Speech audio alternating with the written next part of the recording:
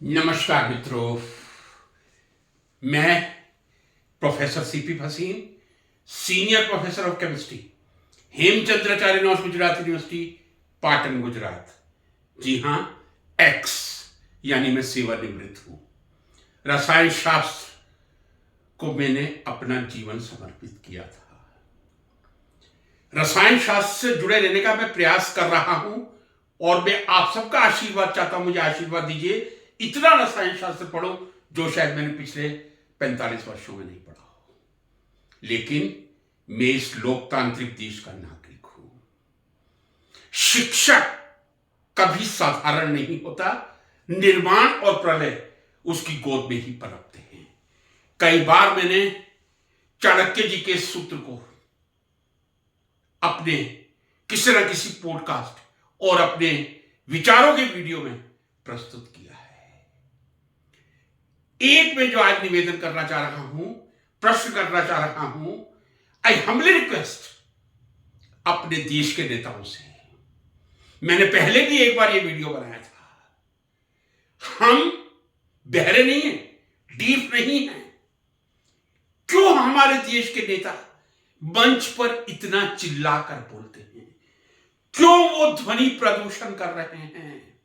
क्या उनको मालूम है कि ध्वनि प्रदूषण सबसे ज्यादा खतरनाक है, जो किसी छोटे बच्चे के कान को हमेशा के लिए खत्म करके डीफ बना सकता है?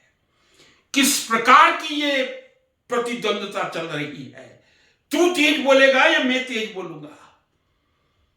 हमारे प्रधानमंत्री जी, मैं कह रहा हूं, बिना किसी डर के कह रहा हूं, इतना चिल्ला के माइक पे बोलना, क्या आपने कभी सोचा है यदि टीवी एक नॉर्मल मोड में चल रहा है और व्यक्ति बाहर है तो आपकी आवाज से कितना ध्वनि प्रदूषण फैल रहा है? क्या आप हमको बहरा समझते हैं, डीप समझते हैं, जो इतना चिल्ला के बोलते हैं? और फिर आपको देखकर, प्रधानमंत्री जी को देखकर अन्य नेता भी चिल्लाने की कोशिश करने लगते हैं। हमारे गृह मंत्री जी उसका सबसे अच्छा उदाहरण है। नरेंद्र मोदी जी बोलते हैं तो लगता है एक हिंदी का धारा प्रवाह है, लेकिन चिल्ला के बोलने की जरूरत नहीं है। लेकिन जब शाह साहब बोलते हैं, यह नहीं लगता कि वो कौन सी भाषा बोल रहे हैं इतनी चिल्ला चिल्ला कर। कृपया जनता को डीप ना समझे। हाँ, जनता को आप अंधा समझ सकते हैं। कई बार हम इतने अंधे हो जाते हैं कि हम सब कुछ भूल जाते हैं, क्या सही है क्या गलत है। यह इस देश की विडंबना है। आने वाला समय निर्धारित करेगा। एक तो मैं राजनेताओं से प्रार्थना कर रहा हूं, देश की जनता से कर रहा हूं, कमेंट बॉक्स में लिखें क्या जरूरत है माइक पर इतना चिल्ला के बोलने की। मैं भी जोर से बोल रहा हूं, बिना माइक के बोल रहा हूं।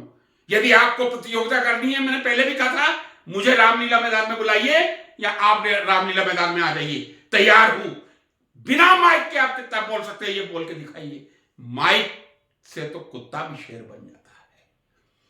तो मेरे देश की प्यारी जनता, इस तरह देश में जो ध्वनि का प्रदूषण माइक से फैलाया जा रहा है, कम से कम प्रधानमंत्री और गृह मंत्री और विपक्ष इस बात को गंभीरता से ले कि ध्वनि प्रदूषण देश के लिए हानिकारक है। दूसरा मुद्दा, हम किस स्तर पर आ चुके हैं? हमारे चुनाव लड़ने का स्तर क्या है? अरे यदि आपने काम किया है, कांग्रेस अपने काम गिनवाए, आप अपने काम गिनवाए, बीजेपी अपने काम गिनवाए। क्या देश का कोई नेता मंच से इतनी घटिया भाषा का प्रयोग करे? मैंने 64 सालों में कभी नहीं सुना है। किस तरह की भाषा का उपयोग हो रहा है? कभी किसी की थाली के आम गिने जाते हैं, इडली गिनी जाती है, डोसा गिना जाता है, अंडे गिने जाते हैं। देखिए हमारे देश की विडंबना। जिस देश की संस्कृति है कि दूसरी की थाली की तरफ मत देखिए, उस देश में हम ये देख रहे हैं कि कौन कितने अंडे खा रहा है, कितनी इडली, कितने डोसे, कितने आम खा रहा है। इससे घटिया बात और क्या हो सकती है? मुझे आप ये बताइए। देश के बच्चों को गिनना है, तेने ज्यादा बच्चे क्यों पैदा कर दिए? उसका जवाब तो फिर मैं कोई उनका भक्त नहीं हूं, उनके सुपुत्र ने बहुत अच्छी तरह कर दिया कि मोदी जी आप कितने भाई थे हैं, शाह साहब आप कितने भाई हैं।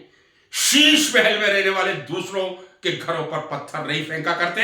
ये मैं बचपन में बहुत अपनी डिबेट्स में बोला करता था, लेकिन बुलंद आवाज में कह रहा हूं, शीश महल में रहने वाले दूसरों के घरों पर पत्थर नहीं फेंका करते। जिस तरह की राजनीति इन चुनावों में नजर आ रही है, मैंने अपने 64 वर्षों में कभी नहीं देखी है। कृपया राजनीति का इतना स्तर मत गिराइएगा। कल सेम पित्रोदा ने क्या कहा था, किस सेंस में कहा था, उसको डिस्टॉर्ट करके आपने रख दिया।